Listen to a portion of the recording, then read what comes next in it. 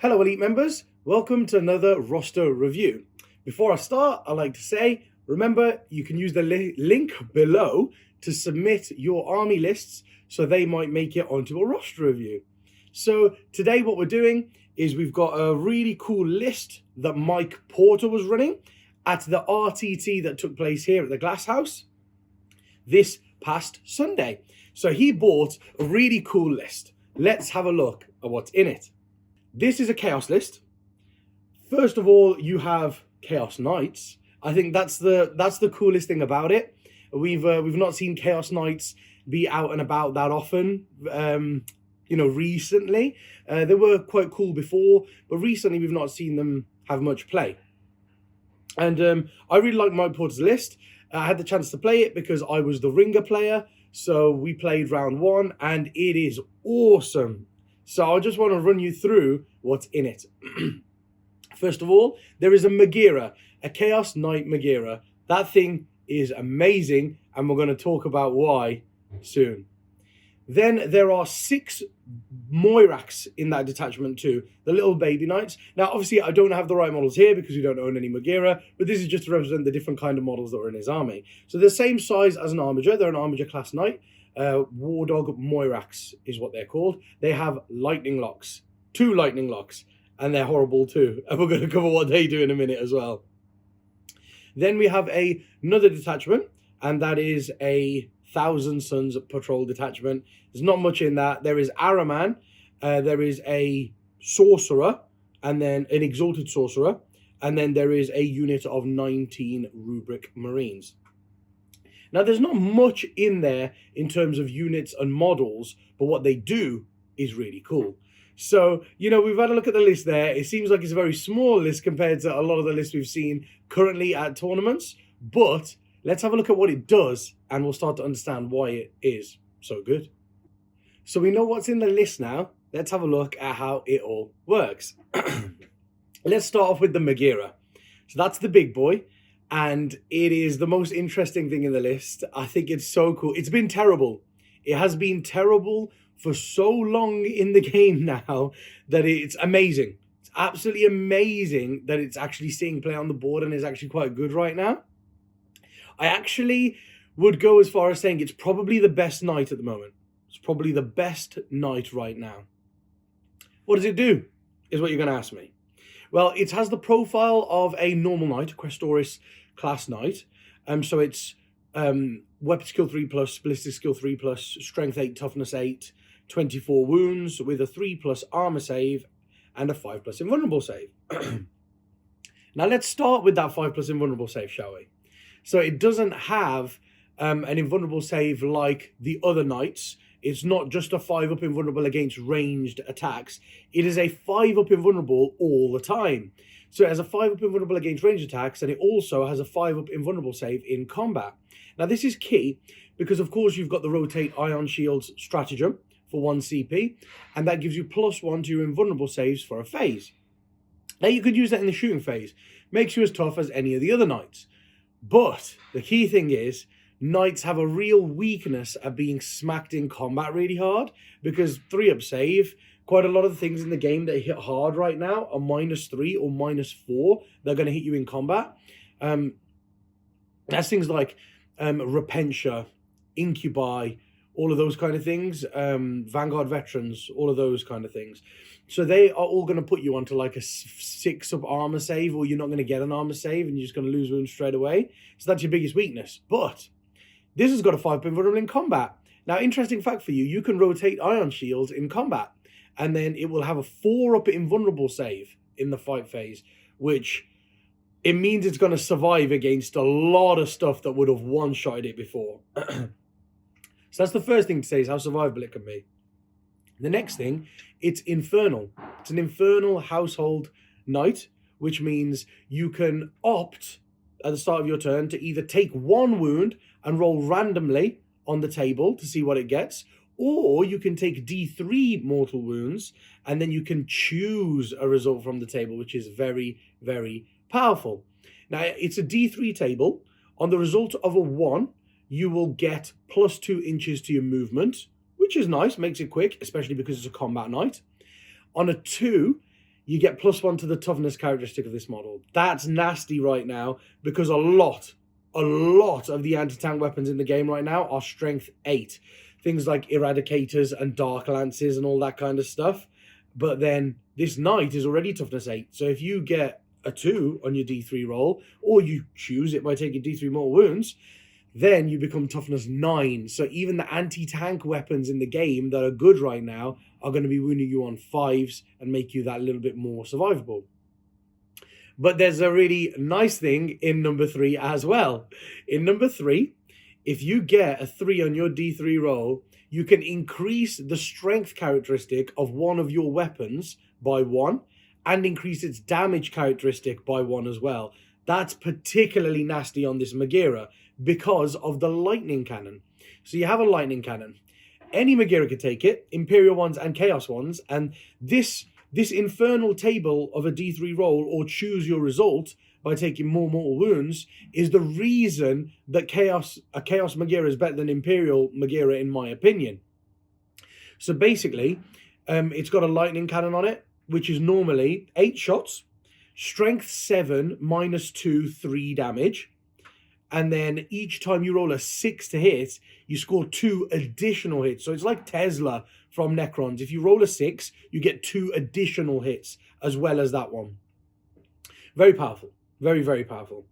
But on top of that, if you are Chaos, of course, you can modify that by choosing a 3 on the D3 table. And all of a sudden, your lightning cannon is strength 8 and it's flat 4 damage. Now, you won't always need it. And that's my favorite thing about this knight, is if you're hitting things like Scorpec Destroyers, Eradicators, Inceptors, the 3 wound models that are good in the meta right now, then what you'll do is you'll just stay at strength 7, -2, and flat 3 damage, because flat 3 damage is perfect to kill those kind of units. And then what you can do is you can make yourself toughness 9, so you're harder to kill and you're doing maximum damage anyway. But if you play big targets, if you play Death Guard, when they've got Terminators that are 3 wounds each, but with -1 damage, imagine in that game using that result of a 3 on the D3 table and going, I am strength 8, and now I'm flat 4 damage. So even with your -1, I'm killing a Terminator with 1 shot instead of 2, which doubles your damage output against those kind of armies. And also, if you're playing other big things like Imperial Knights and stuff, then you'll be winning them on 4s instead of 5s, and you'll be flat 4 damage. So I think that's very nasty. The Maghera is an MVP unit in this army. After that, it's got the Infernal Quest Warlord trait as well, because it's the Warlord in the army, and that makes that detachment free. But the Infernal Quest Warlord trait is really cool as well, because it gives him the objective secured rule, and also makes him count as 10 models on an objective. So you can't put 2 models on an objective and take it off him like you normally can with other knights. So I think that's amazing. I think that's really, really key there, that he can do that. So yeah, goes up to an objective, sits on it. He can sit just over the center of the objective as well, guys, because remember, he's a character, so he can heroically intervene and kill whatever's near him with his Titanic feet. So he's very good at holding objectives, which is not normally true for knights. Objective secured and 10 models. He also has the Cornate Target Relic. Now, the Cornate Target Relic is really cool as well, because of course he's got Titanic feet. So you want to go for the 12 attacks. You've got 12 attacks, strength 8, -2, D3 damage. And Cornate Target, once per game, you can pop the Cornate Target, and enemy units in the fight phase cannot take invulnerable saves against this target. So if you're hitting things like witches, like Drakari witches, which are insane in the game right now, and also they're being taken in abundance, they've got a 4-up invulnerable save in combat, where you go, well, you don't get that. So now you get no save in combat. That's nasty. If you combine that with a stratagem, I believe it's called Bind the Souls of the Defeated, that stratagem is really cool for a Maghera. What it does is in the fight phase, you use a stratagem for 2 CP, and for every model that this knight model kills in combat, you roll a dice, and on a 4+, you regain a wound that you lost. But you can only regain a maximum of 6 wounds. So imagine that. you run into 10 witches, and you could quite possibly kill 10. Say you kill 9. You kill 9 witches. You then roll 9 dice. You could get 4 or 5 wounds back that you lost earlier in the game. And like we said, because you can go to toughness 9 and stuff, it's really hard to take the wounds off him in the first place. And if he's regaining them, now you know what makes him so good. Pardon me. Also, you have the Trail of Destruction stratagem. Bear in mind, guys, these stratagems are also good on the smaller knights, but we're just covering them all in the Magira because I want to show you the full potential of this Magira. So Trail of Destruction, you use that, it's 2 CPs, you choose a knight in your army, and that knight gets full rerolls to hit.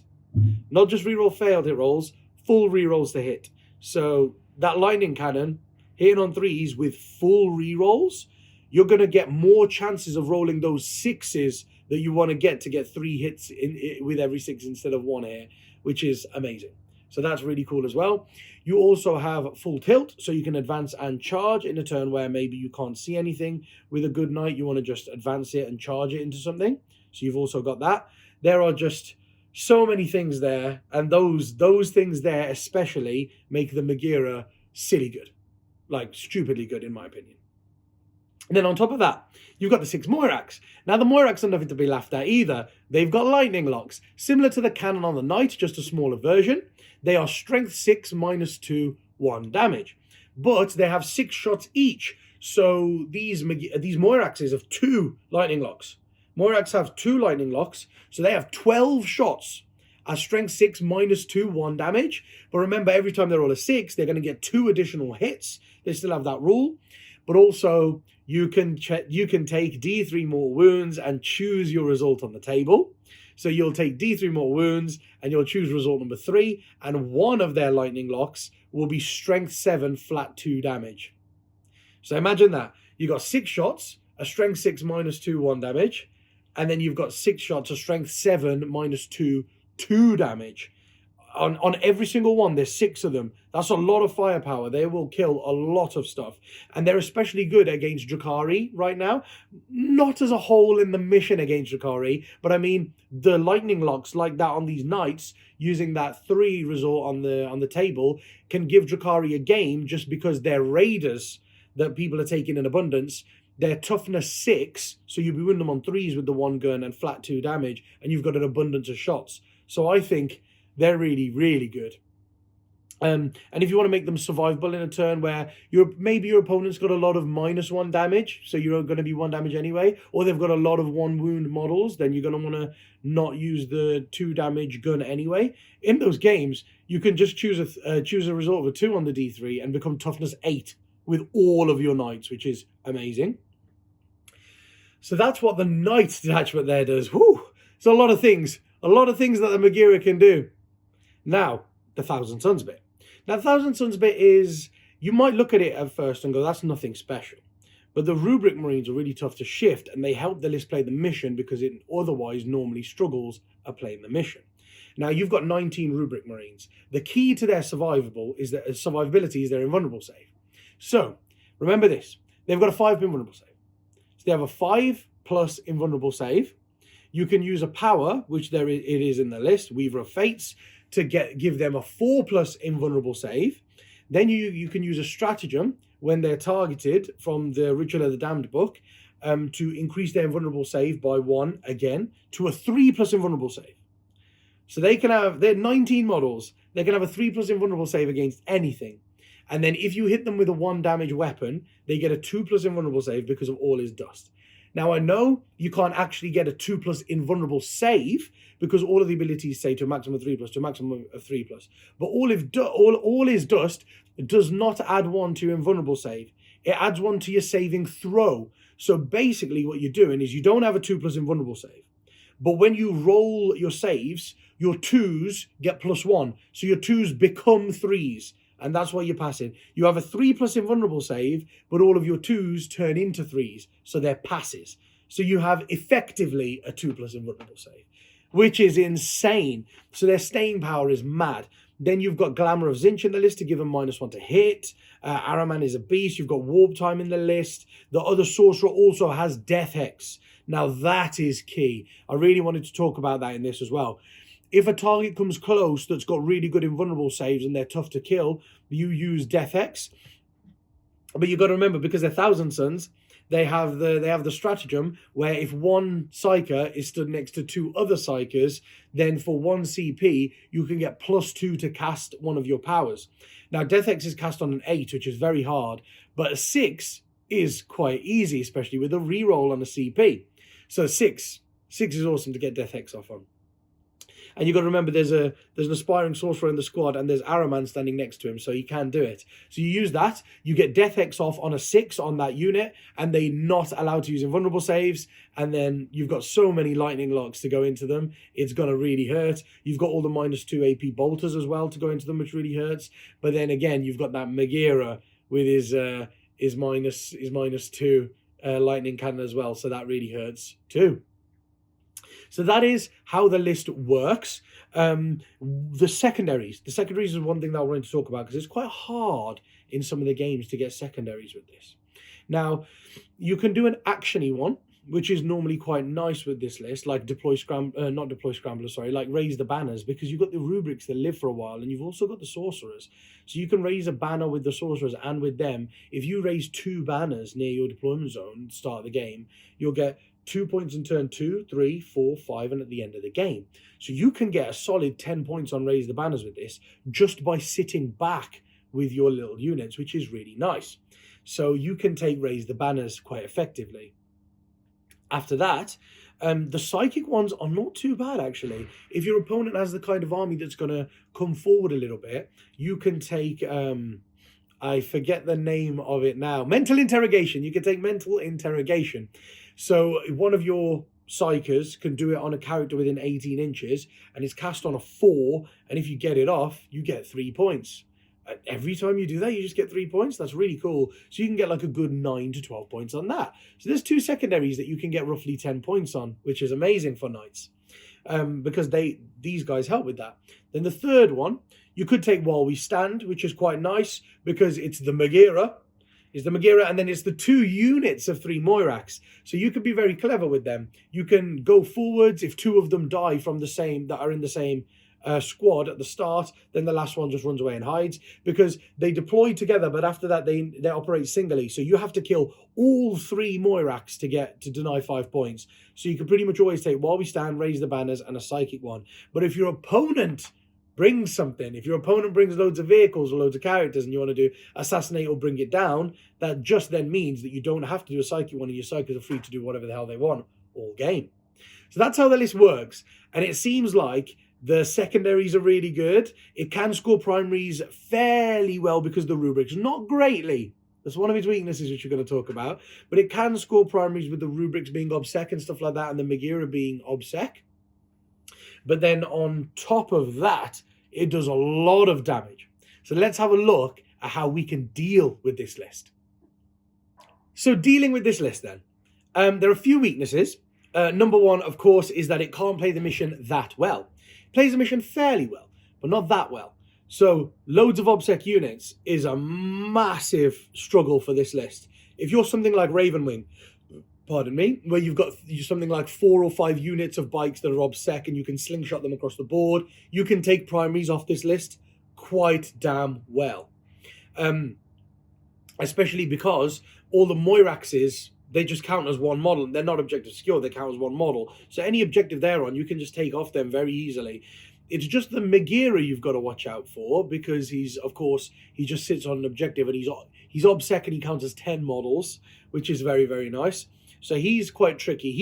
He's the one reason that this list will be able to score primaries quite well, is that you'll have 19 rubrics sat around an objective or 2, something like that, and then the Megira to go for 1. So you can do them fairly well, but you can steal them off the things like the Moiraxes and stuff. So that's quite cool.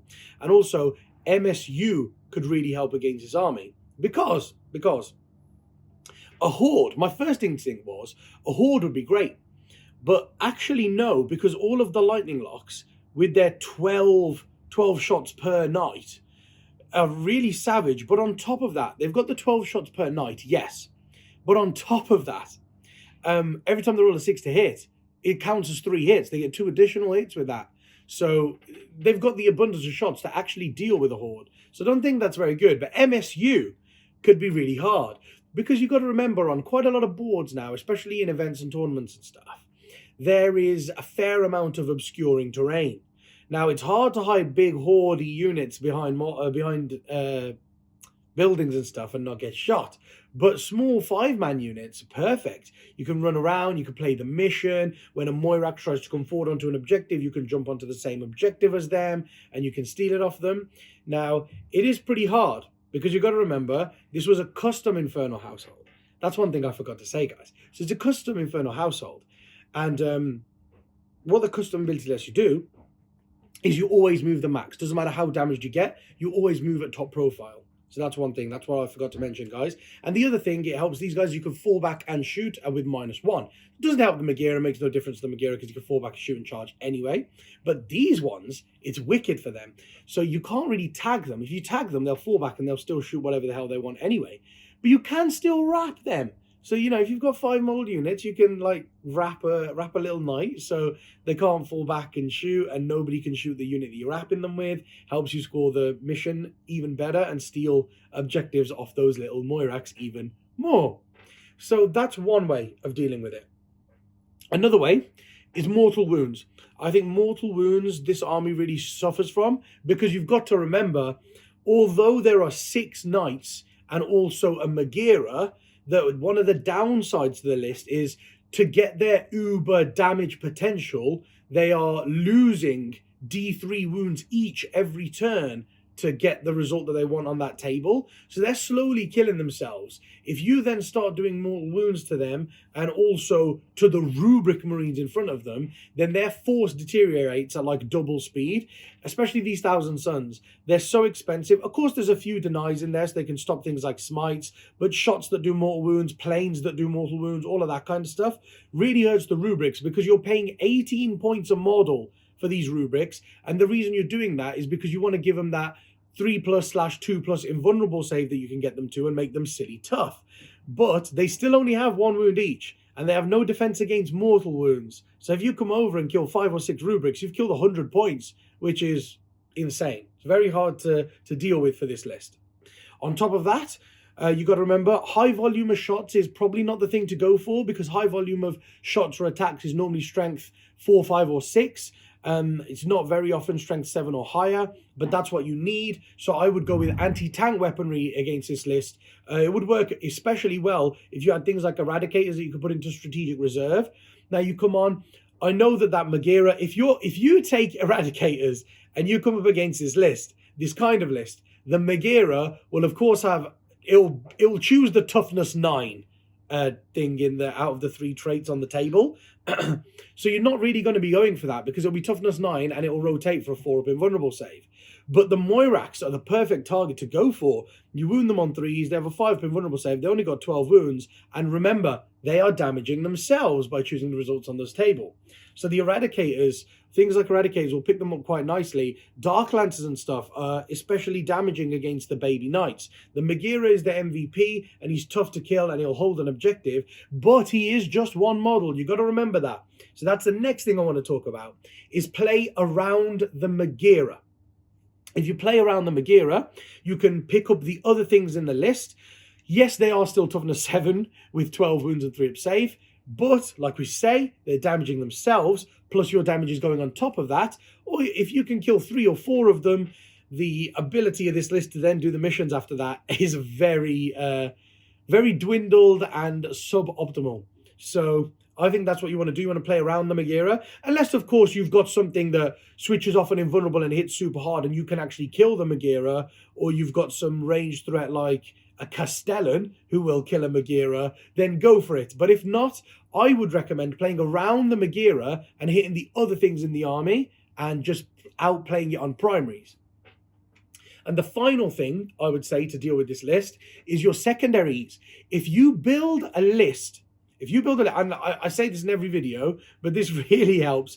If you build a list that can do 3 secondaries, regardless of what your opponent brings, you will score high on the mission. But also, if you don't include too many vehicles or too many characters in your army, it then becomes very difficult for somebody to choose secondaries against you. So if you bring a list that can do 3 secondaries, and then you don't bring anything to give away in your army, that's the key thing here, because like we said, this will most likely be taking while we stand in every game, but then it has to kind of take that sidekick, you know, that's one of those sidekick action ones that you can play around of. Don't give them your characters and stuff like that so they can struggle with. And then they'll also have to take an actiony one like raise the banners, which again, if you've got small obsec units, you can go in and do some damage and steal an objective off them and stuff like that. But that is mainly the thing. They will get like 1 secondary fairly well, but the other like 2 secondaries really depend on what your opponent brings. That's a big struggle of this list. So if you don't bring anything for them to choose against you, you're already winning on secondaries. So that's definitely the way to play against this army. Now we've got that, let's have a look at a few modifications we can make to the list. So guys, modifications. Now, there aren't very many modifications I would make to the list because it works especially well. The only thing that, you know, that really struck me at the start was you could take the 1,000 Suns out and take something that plays the mission a little bit better. But after like looking at the synergy and how it worked on the table and all of that kind of stuff, I think you really need the 1,000 Suns because the powers are reliable for them. Warp timing to get objectives and stuff like that. And then making them really tough by giving them the buffs to the -1 to hit and all the invulnerable buffs. And then on top of that, having that death hex. I think that's really key. So I don't think you should drop that bit, actually. So other than that, the big unit of Rubric Marines is something that I would probably look at. Because you definitely want at least 6 Moirax. And that Magira is the MVP of the list. The Knight detachment does not change. The 1,000 Suns bit is the only bit that's a bit like, So, of course, you've got these rubrics, and you've got 19 of them. You've got a squad of 9. Squad of 9? You've got 19 of them, basically. But what I was thinking, is you could have a squad of 9 and 2 units of 5. Now, it doesn't seem like, oh, that's going to make much of a difference doing that. But it could do. Now, I do get the benefit of having the squad of 19 is that when you buff them with the invulnerable buffs, they become really tough and they're not really going to shift, so they get you a lot of points. But if you take a unit of 9, a unit of 9 is also quite damn survivable when you give them a 3+2+ invulnerable save and they've just got to hold an objective or 2. But what it does open you up to is your secondaries. Your secondaries can become even better because if you have 2 units of 5 rubrics, you can do other things. Now, if your opponent leaves a gap at the back of their deployment zone and they kind of move forwards with everything to come and deal with you because you're very immobile, then you can use Sorcerer's Facade power by being Cult of Duplicity, and you can teleport them into your opponent's deployment zone at the very back. And then if they survive by hiding basically or something like that, then the next turn they can do things like deploy Scramblers. You can pay CP to put the 2 units of 5 in Strategic Reserve. Then you can deploy Scramblers all the time. You can scramble in your deployment zone with the unit of 9. Then you can deep strike in turn 2 into the middle, Strategic Reserve on the side, and you get a point like that. Then, of course, you can come on into your opponent's deployment zone in turn 3 with Strategic Reserve, or you can deep strike in because you've got, you've got the I think it's called the Webway Portal. No, the Webway Portal is Dark Eldar. But basically, you can put, it's something about the warp. Something in the Denizens of the Warp, I think maybe it's called. Basically, you can put 1,000 Suns infantry unit in reserve for 1 CP, and you can do that with a 5-man unit. So really, the changes aren't that significant. All you've done is the list would stay the same basically, but you're just splitting that unit of 19 into 2 small units of 5 and a unit of 9. You're just splitting them up to let you play the primaries a little bit better because you can be in multiple different places, hiding, holding objectives, and also secondaries because it opens you up to deploy Scramblers, and you can get that pretty reliably if you Strategic Reserve 1 squad of 5, and then you have 1 squad of 5 deep striking in. It becomes quite easy, actually. So I think that's the only thing that you could do, but it may not necessarily be an improvement because a squad of 19 might prove to be too essential, but it's a very good way of playing the mission in a slightly different manner. So that's how you could change the list maybe to make it a little bit better or a little bit more effective, I want to say, at playing the mission. So I hope you've enjoyed this roster review. This was all about Mike Porter's Chaos Army that he brought to the RTT this past weekend. And like I say, before I go, I just want to remind you, you can use the link below to submit one of your lists to be reviewed here. Really hope you've enjoyed it, Elite members. And until next week, I'll see you later.